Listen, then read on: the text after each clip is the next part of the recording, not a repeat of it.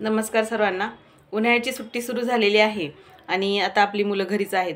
तर ज्या मुलांना वाचता येत नाही अशा मुलांसाठी पालकच शिकवू शकतात मुलांना वाचन. तर अशा पद्धतीची वेब सिरीज मी आजपासून सुरू करत आहे. तर या वेब सिरीजचा फायदा जे मुलं पहिलीला, दुसरीला आहेत किंवा ज्यांना वाचता येत नाही किंवा काही-काही इंग्लिश मीडियमची मुलं आहेत जे 4थी-5वीला आहेत, तरी पण त्यांना मराठी व्यवस्थित वाचता येत नाही किंवा 6वी-7वीचेही काही मुलं आहेत, परंतु त्यांचा पायच कच्चा राहिलेला आहे, त्यांना वाचता येत नाही. तर अगदी फक्त जर मतिमंद, गतिमंद जर मुलं सोडले तर सगळ्याच मुलांना वाचता येईल अशा पद्धतीने मी आजपासून वाचन कशा पद्धतीने शिकवायचं, वाचन आणि लेखन कशा पद्धतीने शिकवायचं हे स्टेप बाय स्टेप मी म्हणजे आजपासून सुरू करत आहे, कसं शिकवायचं ते. आणि पालकांनी आता सुट्टीमध्ये मुलांकडून अशा पद्धतीचं करून घ्यायचं आहे. म्हणजे मी जे सांगल ते जे इन्स्ट्रक्शन देईल तशा पद्धतीने करून घ्यायचं आहे. अगदी सोप्या पद्धतीने स्टेप बाय स्टेप अगदी म्हणजे तुमच्या स्वतःच्या मुलांना तुम्ही स्वतः वाचायला शिकवू शकता. तर आपण अगदी बेसिकपासून सुरुवात करणार आहोत, अक्षरांच्या अवयवांपासून.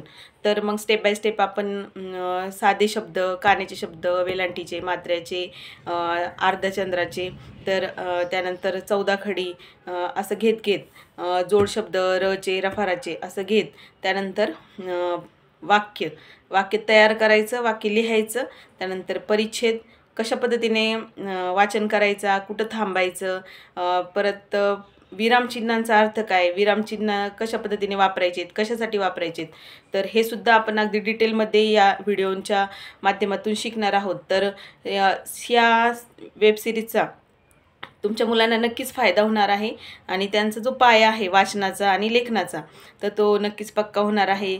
तर आपण बेसिकपासून सुरुवात करून अगदी श्रुत लेखनापर्यंत आणि अक्षरांच्या अवयवापासून तर परिच्छेद वाचनापर्यंत आपण स्टेप बाय स्टेप इथे शिकणार आहोत.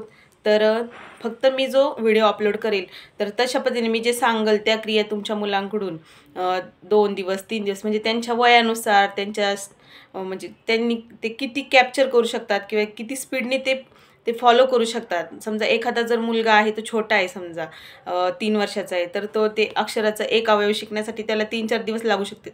परंतु एखादा मुलगा 6वी-7वीला आहे आणि त्याला वाचता येत नाही आहे, तर तो अक्षराचे अवयव तो एका दिवसामध्ये सुद्धा तो प्रॅक्टिस करून शिकू शकतो. तर हे तुम्ही तुमच्या मुलांवर, मुलांची त्याची जी कॅपॅसिटी आहे त्याच्यावर अवलंबून असेल की तो किती फास्ट ते घेतोय आणि तशा पद्धतीने स्टेप बाय स्टेप तुम्ही त्याच्याकडून करून घ्यायचं आहे बसून. अगदी फक्त 1 तास तुम्ही तुमच्या मुलाला ह्या ॲक्टिव्हिटीज करायला लावायच्यात आणि त्याचं बेसिक जे वाचन आहे ते नक्कीच पक्कं होणार आहे. नक्कीच त्याला वाचता येईल, जोडशब्द वाचता येईल, परिच्छेद वाचन करता येईल. तर आपण नक्कीच या व्हिडिओला फॉलो करायचं आहे. तर पाहूया आता बेसिकपासून कशा पद्धतीने घ्यायचं आहे.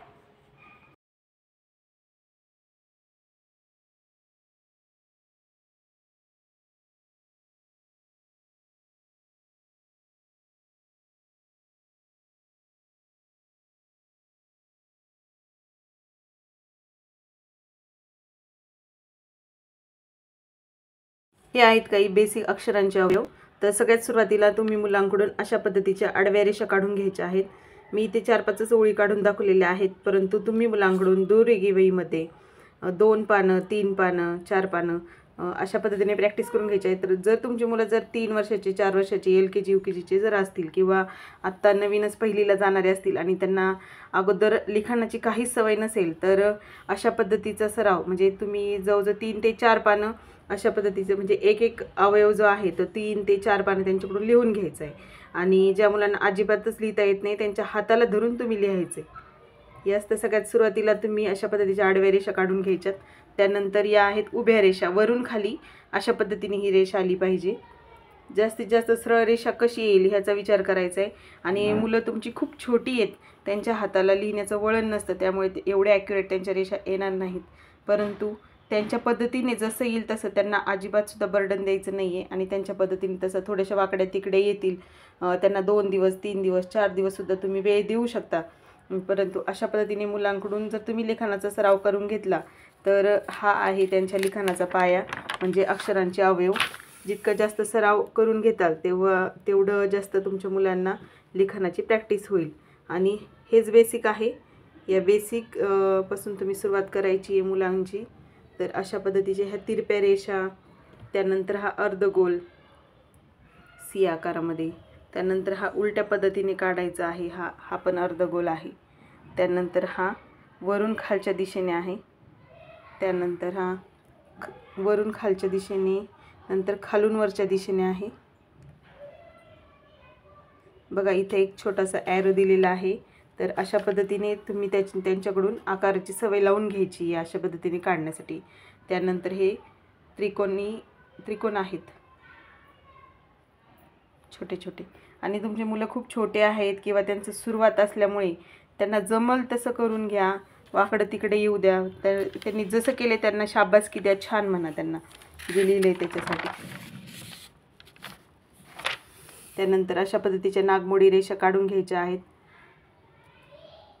त्यानंतर हे गोल काढून घ्यायचे. गोल काढायला मुलांना खूप मजा वाटते. त्यांना असं म्हणजे ज्यावेळेस ते गोल शिकत असतील त्यावेळेस त्यांना म्हणा की हे गोल आहे, हे 0 आहे, किंवा त्यांना सांगा की हे अंड आहे. म्हणजे असं सांगितलं की ते मुलं जरा थोडंसं आनंदाने लिहायला सुरुवात करतात, किंवा त्यांना म्हणा बॉल काढ असं म्हणायचं.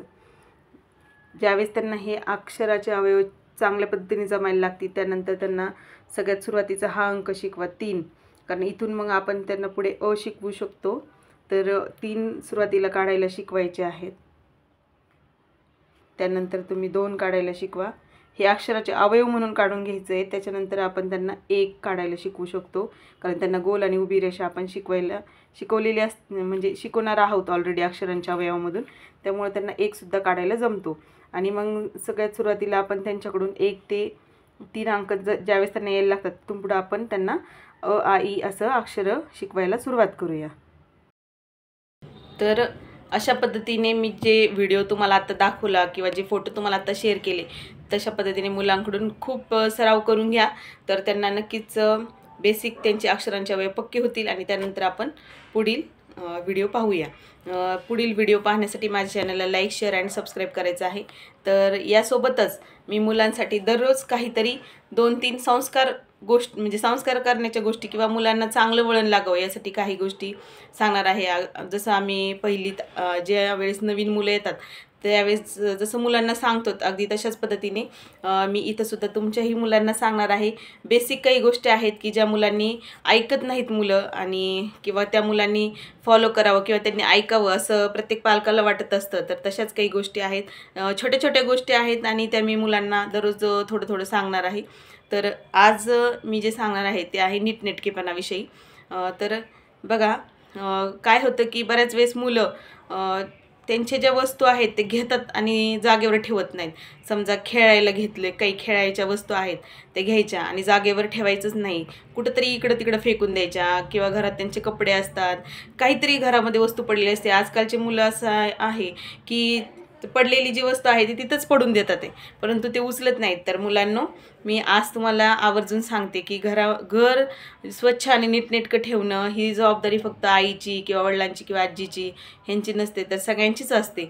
तर आपण ज्या आपल्या वस्तू घेतलेल्या आहेत, मग ते अभ्यासाचं वही असेल, पुस्तक असेल, पेन असेल, किंवा तुम्ही खेळण्यासाठी घेतलेली एखादी वस्तू असेल, तुमची सायकल असेल, या गोष्टी घेतल्यानंतर परत जागच्या जागी ठेवायचं हे आपलं खूप महत्त्वाचं एक म्हणजे वळण आहे. हे वळण तुम्ही आत्तापासून अगदी लहान वयापासून तुमच्या अंगामध्ये रुजवायचं आहे. तर तुम्ही घेतलेल्या वस्तू इथून पुढे नक्कीच जागेवर ठेवताल, त्यामुळे आपलं घर स्वच्छ आणि नीटनेटकं राहील. घराचा नीटनेटकेपणा ही आपलीसुद्धा जबाबदारी असते.